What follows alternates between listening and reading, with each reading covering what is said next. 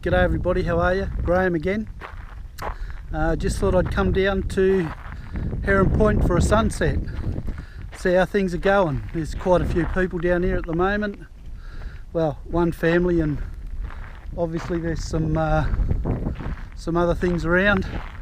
Some other people over at the caravan park, just having a bit of a look around.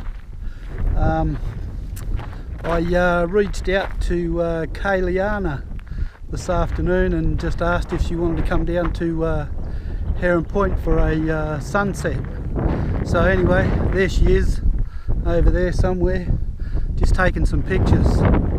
So what I'll do is I'll just come over to the fence here and we'll just have a bit of a look around and just see if there's going to be anything in there where we can get a decent shot of it. But I'll turn around this way and face the road. So there we go.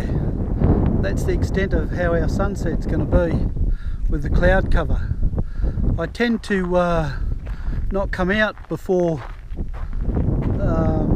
some reasonable cloud cover comes out, because I don't just go out and take a picture of a yellow ball sinking into a blue pond. So unless you've got something decent as a foreground, doing it this way, you don't really need a decent foreground. If you've got some clouds and you've got some sort of thing that will capture the colour once the sun has gone below the horizon. So anyway, I'm going to set up a time lapse. It's a little bit windy down here and it might be affecting the quality of the sound, so forgive me for that.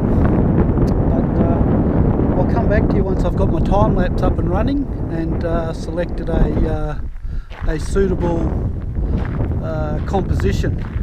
I'm thinking over there amongst the trees, possibly the trees that you can see in the background there. Maybe, I don't know, it just depends. There's actually some quite nice cloud formations just across my left hand shoulder over there that are really going to throw some colours up if it sticks around the way it is. And it's probably, I'd say, a good 15-20 minutes off of sunset. So I'll get off and I'll come back to you a little bit later. Cheers for now. So here we are, all set up with the composition of the time lapse for the sunset. And some people think you need expensive camera gear. All I've got is a $10 tripod, the Samsung phone, and it's just taking a picture every 10 seconds.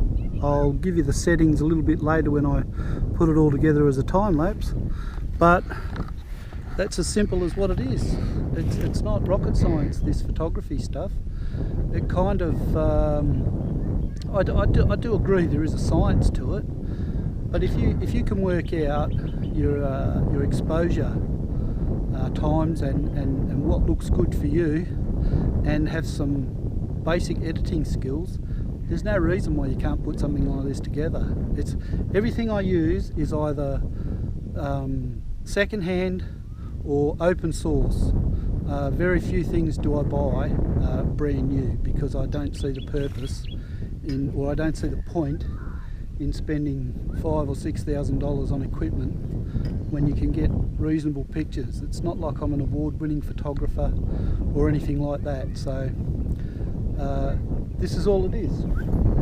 Just your phone and some stuff, and that's all it is. So I'll come back to you a little bit later if we can do some astro and see what we can do there. But for now, cheers. There we go. Rightio. Have a look at that. How good's that for a sunset? And an afterglow as well. So get that up here. Well, that was a pretty good night all in all. Got a decent time lapse. Pretty sure I got some reasonable pano shots. I'll go home and do some editing. I'm just at the 2 servos just out of Herron Point. I usually stop there for a drink or some such thing as on the way home. So anyway, I've been out doing a fair bit of scouting today, looking for locations for drones and all sorts of things. So I'm going to call a night now. So, but it's been a good night. Kay's she took off first, because you never leave anyone behind, especially if you've arranged it. I think if you arrange something, you should be the last one out of there. So I followed Kay out, and when I got to the petrol station, she continued on up the highway, and I just stopped for a water. So anyway, take it easy everybody, and I will see you on the next video.